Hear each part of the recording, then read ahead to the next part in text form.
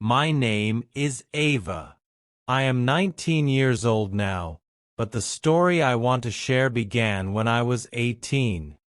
That was the year I learned that freedom sometimes comes with a painful price. I still remember the afternoon my stepmother changed my life with a single sentence. I had just come home from school and was washing dishes in the kitchen when she called me. Ava, sit down. We need to talk. Something in her voice made me uneasy. I sat across from her at the table. She looked at me for a moment before speaking. You will be getting married soon. I stared at her, sure I had misunderstood. Married? I asked. Yes, she replied calmly. A good man wants to marry you. My heart started racing. I want to finish school, I said. Her expression turned cold. That is not your choice. Then she stood up and left the room. I sat there in shock. My mother died when I was very young. I barely remembered her face, but I remembered feeling safe when she was around. After she passed away, my father raised me alone for years. He was kind and protective. He helped me study, attended school events, and always encouraged my dreams. Then he married my stepmother. At first, she seemed caring. She smiled often and treated me well. But slowly her behavior changed. Nothing I did was ever good enough. She criticized my cooking, my cleaning, and even the way I spoke. Other girls work harder, she would say. Why are you so slow? Who will want a girl like you? I tried my best to please her, but it never mattered. The worst part was my father. Whenever I complained, he would simply say, "Listen to your stepmother. She knows what's best." Each time he said those words, I felt more alone. After she announced the marriage, she became even more controlling. She checked my phone, limited my time outside, and stopped me from seeing friends. One evening, I overheard her talking on the phone. She is quiet and obedient, she said. She'll make a perfect wife. I froze. They were discussing me as if I were an object instead of a person. A few days later, she handed me a dress. Wear this tomorrow. Why? You're meeting the man. My stomach tightened. I don't want to meet him. You'll do what you're told, she replied. The next day, my father drove us to a large house outside the city. Inside, an older man was waiting. He looked old enough to be my father. The moment he saw me, he smiled. She seems respectful, he said. I felt uncomfortable immediately. My stepmother began describing me like she was selling something. She cooks well. She cleans. She doesn't argue. I couldn't stay silent. I don't want this marriage, I said. The room became quiet. The man's smile disappeared. Young people don't always know what's best, he replied. I looked at my father, hoping he would support me. He couldn't even meet my eyes.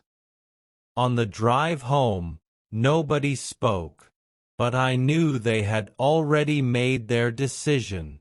That night, I packed a small bag, a few clothes, my school books, and an old photograph of my mother. I thought about running away, but I had nowhere to go and no money, so I stayed. Weeks later, my stepmother announced the engagement. The ceremony will be next month. I won't do it, I said. She laughed. If you refuse, you'll leave this house with nothing. I looked at her and replied quietly, maybe I already have nothing. For a second, she looked surprised. That evening, my father came to my room. He looked nervous. We're having financial problems, he admitted. This marriage will help the family. I stared at him in disbelief. So you're sacrificing my future for money? It isn't like that, he said. But deep down, I knew it was. I waited for him to choose me. He didn't. That was the moment I realized I could only depend on myself. The engagement day arrived. The house was filled with music, decorations, and smiling guests. Everyone looked happy except me. As I sat beside the man I was expected to marry, I felt trapped. He leaned toward me. You'll get used to this, he whispered. Something inside me suddenly changed. For weeks I had been afraid. Now I was angry. When someone brought the rings, I stood up. The room instantly became silent. My stepmother rushed toward me. What are you doing? I took a deep breath. I can't do this. Guests began whispering. Sit down, she ordered. I shook my head. No, my father stepped forward. Ava, think carefully. I already have. The older man frowned. You agreed to this marriage. No, I replied. You agreed. I never did. My father looked frustrated. If you leave now, don't come back. His words hurt more than I can explain, but they also gave me clarity. I looked around the room one final time. Then I said, I'd rather lose this house than lose myself. Without waiting for another response, I walked toward the door. Voices shouted behind me. People called my name, but I kept walking. For the first time in months, I felt free. I walked until I reached a bus stop.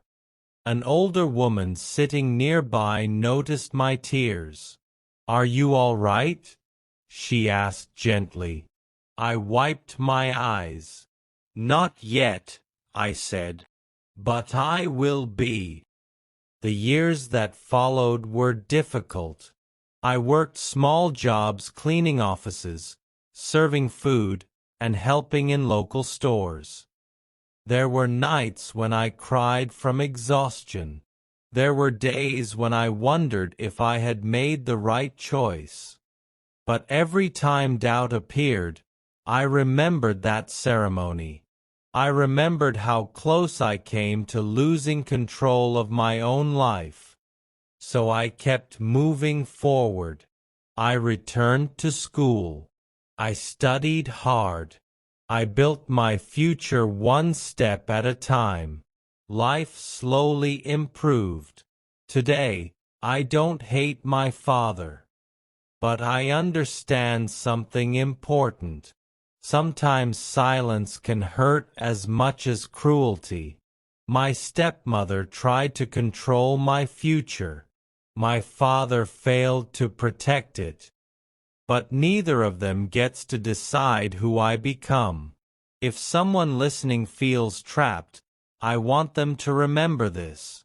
You deserve the right to choose your own path. The difficult choice is not always the wrong one.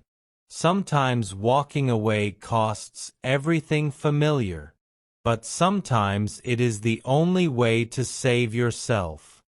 My name is Ava, and leaving that room was the bravest thing I have ever done.